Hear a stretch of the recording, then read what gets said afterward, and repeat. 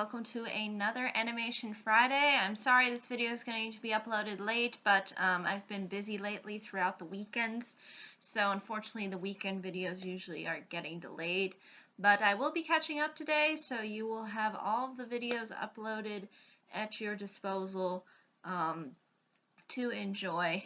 So I will be up to Monday's video by today. So without further ado, for this Animation Friday, I thought it would be interesting to discuss animated silent shorts. Now, these are rather interesting because although they did have a fairly short lifespan, when you really look at the whole history of even filmmaking in general, they still ended up, I think, leaving a significant impact and really set the groundwork for animation as a film medium. Now, I thought it would be interesting to discuss some of these animated silent shorts and kind of give you my perspective on them, at least the ones that stood out to me. First one being Gertie the Dinosaur, which is by Winsor McKay, and this was made in 1914. The interesting thing about this short is that this was done in the style of keyframe animation, which is basically drawings that are sort of in transition, basically. So really the kind of black and white sketch kind of layout that was really presented on the screen here. And the dinosaur, Gertie, is actually a really cute dinosaur. I mean, I was kind of entertained by watching it and still fascinated by, how people would have thought of something like this back in the day, because seeing this on the screen probably in 1914 probably blew people's minds, because it wasn't really something that was all that common, or at least was that mainstream. Because animation was really in the birthing stages at this point in time when this short was made, and it maintains to be one of the more famous silent animated shorts. Basically, what the short showcases is not only just Gertie the dinosaur and what he looks like, and sort of movements, but he also eats things. He comes into contact with various other animals. They try to make it seem like he's in some prehistoric time, although I think they have a mammoth at one point. So I don't know if that's because they didn't know at the time that dinosaurs and mammoths really didn't exist in the same prehistoric time period. But regardless, it's still interesting to see, because since it's silent, we obviously have the little boxes of wording that we read, and basically what those really entail is commands, and basically there's sort of a trainer that's kind of telling Gertie to do stuff like, Gertie, lift your right leg or something. So basically it's sort of designed to be kind of like a circus performance, so to speak. And I think what makes this one rather interesting is this, because since dinosaurs are extinct, this is probably the only kind of actual sort of close-up real representation you could probably ever really achieve from a dinosaur, at least that point in time. So I think it makes sense that a lot of people were probably really intrigued by this. And I really like how the short just kind of plays out as this very innocent kind of angle of just having the dinosaur kind of just showcase itself and just do random things, and at the same time be cute. And I think he's supposed to be some kind of long neck dinosaur, and it's interesting to see Gertie, because they do try to make him out as looking like very massive, and they do try to really showcase the animal in that respects. And I think a large portion of this was trying to appeal to children, since children are often main demographics for zoos and aquariums and such. I think it would only make sense that a dinosaur would definitely appeal to that demographic. So it was definitely a very interesting short that sort of really did get the ball rolling as far as animation is concerned. Now, the next one that I wanted to mention is Aschenputtel, which is done by Lotte Reiniger, and it was made in 1922.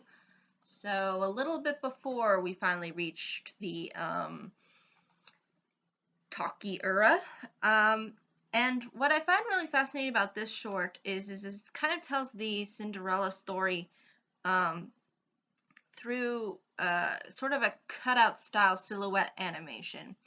Now, this kind of animation we don't really see all too often, and I think it's rather interesting that this particular one sort of showcases it. And it's also nice to see everything just being cut out in like how you would cut out scissors or cut things to make a shape with scissors. And so you kind of see that artistry kind of showcased here, and it's usually not something you see so often in animation, which I do find very fascinating. And it's actually considered an art form within Europe. In particular, I know it exists within Switzerland because they have these basically they're like scissor cutout paintings where and it's very detailed. It's like they really detail it out well. Within this animation, it's also fairly detailed too, especially with the certain ways in which Cinderella's dress kind of looks like. So there is a certain amount of effort put into that. And I think that's something that's rather interesting because it's usually a style we don't see all too often, but I think has a impact as far as artistry, and it's interesting to see that being showcased. So that's why I thought it as a short stood out to me, and the plot has some significant differences to the sort of original Cinderella tale, and if you watch the short, you'll understand what I mean. But for the most part, it stays true, and at the same time provides a very interesting way of showcasing the story, which is something you don't really see all too often. And the next one that I wanted to talk about is Humorous Faces, Phases of Funny Faces. This is another famous one similar to the Gertie the Dinosaur one, short. It was made by J. Stuart Blackton in 1906. And this was considered the first entirely animated film that used stop motion and then cutout animation. And basically it was all brought to life through a chalkboard, like you see someone drawing on a chalkboard, and then suddenly you notice the slight movements with the faces. So the person who's drawing on the chalkboard draws faces, and then you see a clown, and then the clown kind of moves around a bit. And it's rather interesting because back in those days, that was probably like a great illusion. A lot of the times, like how even films nowadays are a great kind of illusion. This illusion of movement and of showing things that maybe aren't necessarily there. So that's what I think really works well with this short, is the fact that it is trying to create this very interesting approach as far as showcasing movement, and just to see the expressions and all of that must have been something to behold in 1906.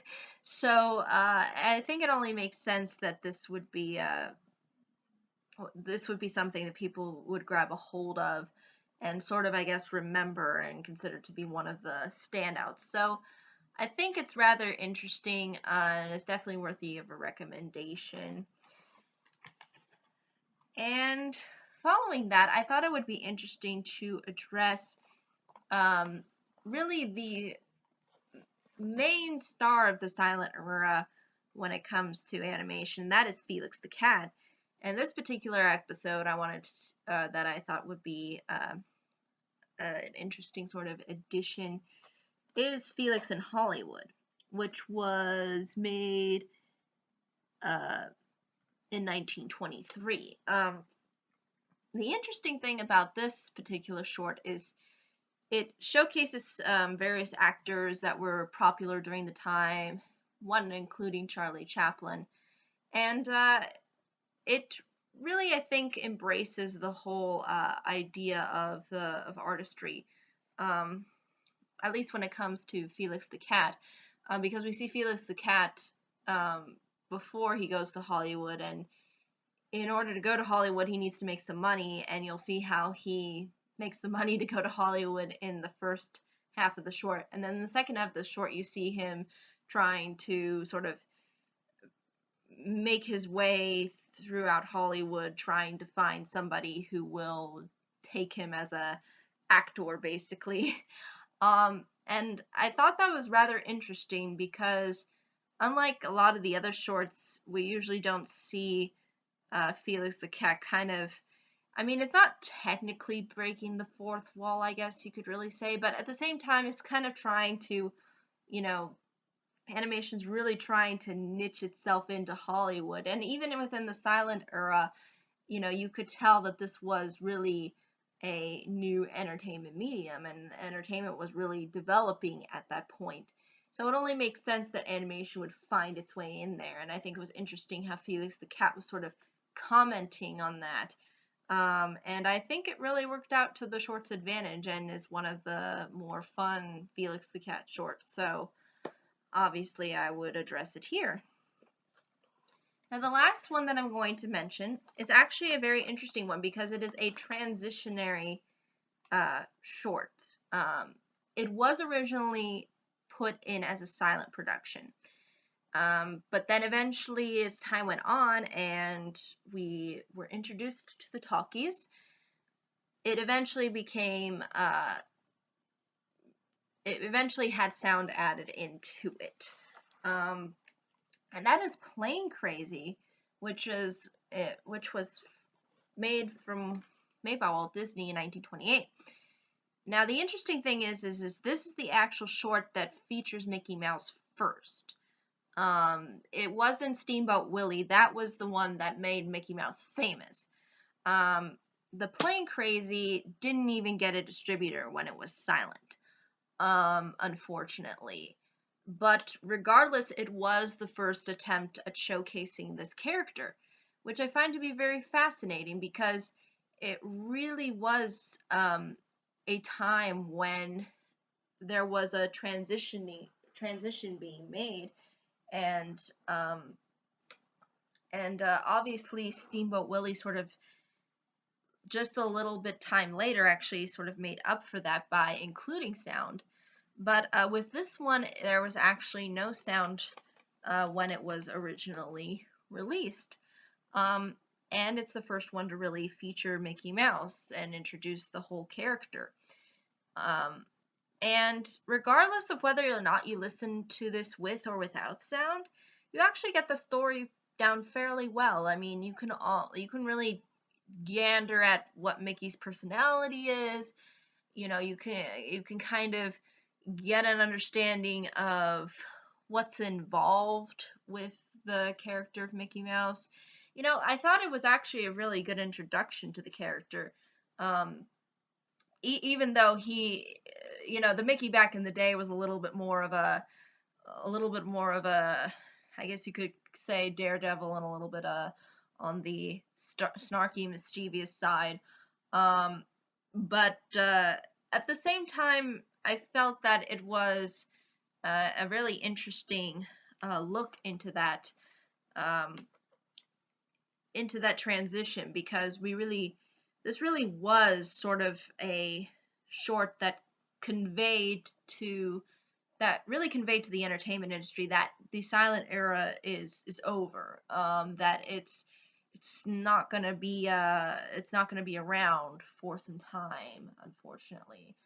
And as a result, it wasn't popular because of that, I think, largely. So that's, I think, something that's very important to note.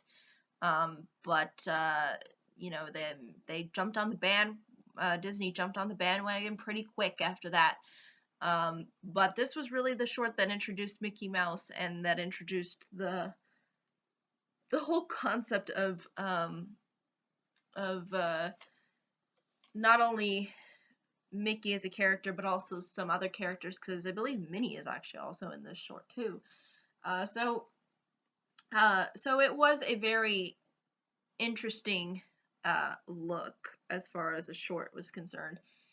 Even though largely people listen to it with sound, it was technically a silent animated short. So it only makes sense that it would be on this list. But yeah, those are the ones that I thought were interesting. I'd be more than happy to hear what other people have to say about what various silent shorts they enjoy the most. I'll be sure to put links in the description to all of these shorts so you may enjoy them. But I think that's ultimately all I can say for this Animation Friday. But thank you so much for watching. Hope you all have a pleasant day, week, month, and year. And I hope to see you all in the next video. Take care. Bye-bye.